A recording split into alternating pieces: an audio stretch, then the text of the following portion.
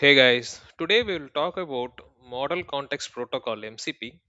We'll try to get a basic understanding of what is MCP and how do we use MCP in Power BI to integrate with AI assistants. So, what is MCP? So, why do we need this Model Context Protocol? So, it is nothing but a open source standard, okay, to connect with AI applications to external systems. Imagine few years back we used to have different types of USB ports, right, to charge our devices. Even though the charger is same, it was giving a standard 5-volt DC output. We had to use a different type of cables like mini USB, micro USB, or Type B, Type A, etc. Right? So, but then USB-C was introduced, and everything drastically changed, right? So it has become a universal standard or standard cable across device, even for laptops and mobiles, right? So this MCP is kind of a standard, okay? So which they are trying to uh, implement so that all the AI models can universally connect across to other external source systems. So why do we need this MCP now? So to understand that, so I believe by this time we all would have got some basic understanding of agent.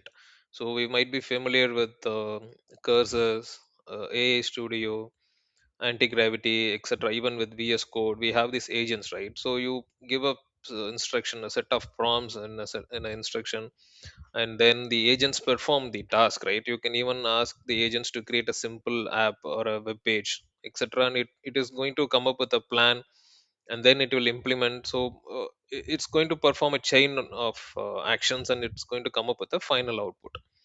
But imagine if I want my agent to create a web page which should connect to my underlying database. Okay, it should store my final code into a Git repository, or it should connect to my some productivity tools, or once the code is done, it should send an email to me, or it should be flexible enough to connect to multiple LLM models.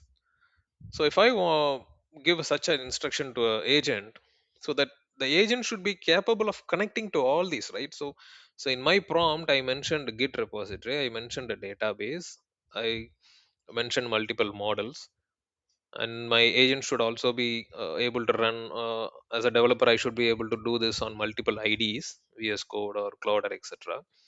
So now, if you look at this, multiple tools has to be integrated, right? So you cannot go and have a dedicated separate connection for each of these tools. It's a painful job. So to automate that, to make it a standard, so they have come up with this protocol. So MCP itself is just a protocol, okay? So that everybody follows that. It's a kind of universal protocol. So that is why we need an MCP to standardize this, so that all our AI agents can connect to all these multiple supporting systems. So now with that basic understanding of MCP, we will see how to use that in Power BI. Okay, so we have a Power BI modeling MCP. We have this detailed GitHub page where given by Power BI themselves. So they have given us all the detailed instructions. So using this Power BI MCP, we can integrate the AI assistance with our underlying semantic model or a workspace or any Power BI ecosystem. So now my AI model, the LLM model, can directly connect and interact with my underlying Power BI data model. So with the help of this, I can perform some actions on it. Okay. So if you look into the list of actions it can do, so they have given a detailed list of operations which the AI assistant can do. So it can create relationships, it can create tables, delete tables, columns, measures, DAX queries. So n number of operations can be performed. So let's get started. So as per the instructions, so we have to uh, have these extensions installed. Okay, so one is GitHub Copilot and Copilot Chat, and we have to install this Power BI Modeling MCP extension. Okay, so let me go back to my VS Code extension. So just make sure the VS Code is logged in to the same account which is used in our Power BI services or in your Power BI desktop. Okay, so that this AI model and the VS Code MCP extensions can connect among themselves. Okay, so we'll start with Power BI MCP. Okay, so you have this extension called Power BI Modeling MCP. So we have to install that. I have already done that, and you have to install two more GitHub Copilot chats. Okay, so GitHub Copilot and Copilot Chat. So these two are integrated. Installing this will install the other one by default. Okay, so let's make sure you have all these three installed and you are logged into the account which has got both GitHub access and the Power BI access. So that's it. So once you are done with this, you can just verify it by clicking on this. So you will be seeing a chat icon over here. So with this, you can enable this agent chat, and by clicking on this configure tools, you can just make sure the Power BI modeling MCP is listed out here, just to make sure everything is properly configured and you can interact with the Power BI model. So now let's ask the model to connect to my Power BI desktop. So I already have this desktop file open. I have a dashboard called sales underscore dashboard. So now let me ask my agent to connect. Okay, so let's say connect to sales underscore dashboard in Power BI desktop.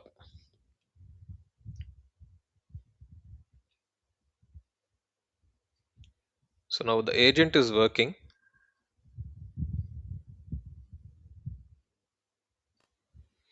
So it says successfully connected, and sometimes it will ask you for permission. It will prompt you. You can allow for this session alone, so that uh, you don't give a permanent access. Okay, so only for the session you can enable and give permission for the agent to connect your underlying Power BI data model. So now it says it is successfully connected, and let me ask a simple question: what operations can you perform?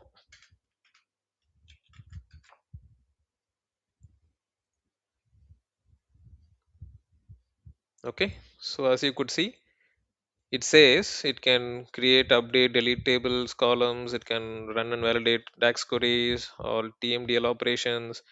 It can even refresh tables, so and so. It is listing me all the operations it can perform. Okay, so now what I am going to do is, let's say, see, I have total sales. Okay, and I have a measure called bike sales. Okay, so it is nothing but the category is equal to bikes. So I will ask. So I have this category. Let's say I'll pick clothing category. Okay, so I'll ask the agent to create a measure to show only the sales for clothing. Okay, let's give a try. Create a measure called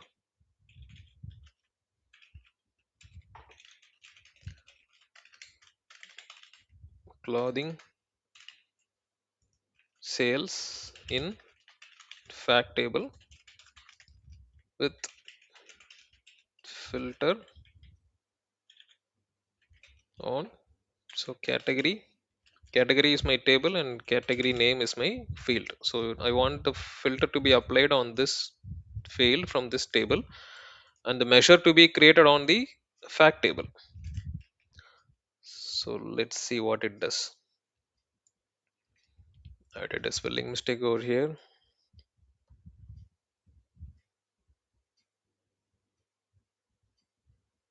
So to clarify, should the clothing sale measure in the fact table some sales only where the name is clothing? Yes. If so, it will proceed. Yes, please proceed. Also,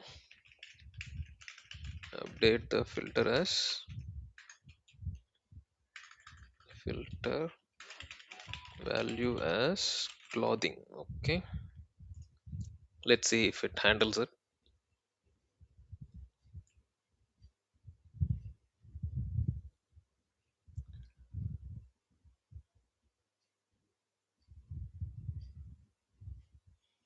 Okay, so now it asks for permission. Let me allow in this session alone.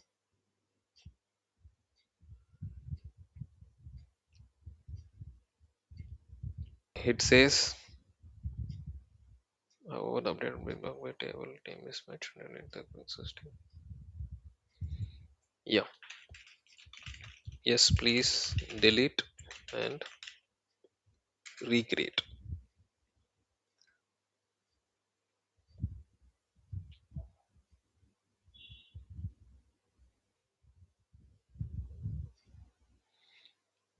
So we could see it has created a measure called clothing sales. I mean, it has still missed the G, but at least in the filter name, you could see it has updated it as clothing. So you could see it as uh, doing a sum of sales amount from fact table, and it's applying the filter on the category name.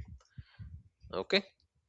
So similarly, you can perform any operation. So you can ask it to rename any field names. You can create a new calculated column or measure, or you can even create tables. So let's try to create a table and a relationship. Let me say create time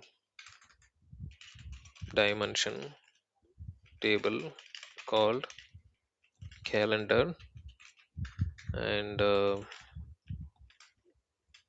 create a relationship with fact table on order date field.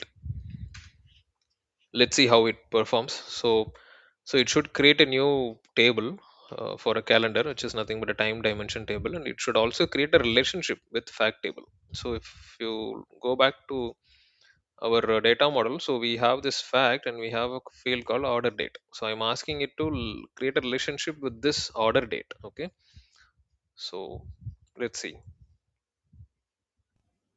Okay, it says it has been created and relationship is also established. Let's go back. Let me refresh.